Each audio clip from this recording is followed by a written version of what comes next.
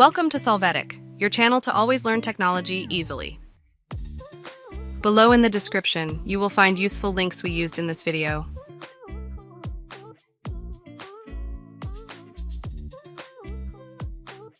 Today in Solvetic, we will see how to merge documents Word.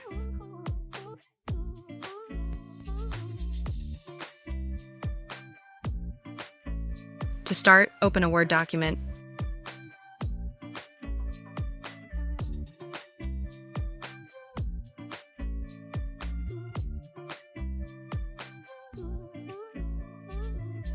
After that, in the Insert menu, click on Object and then select the Insert Text from File option.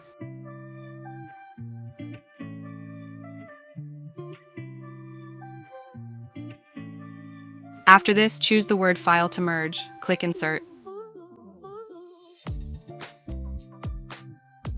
As you can see, now you have 2 or more Word files in one.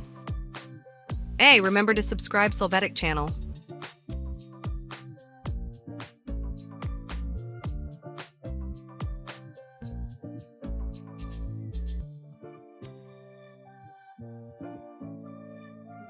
We hope it has been helpful for you.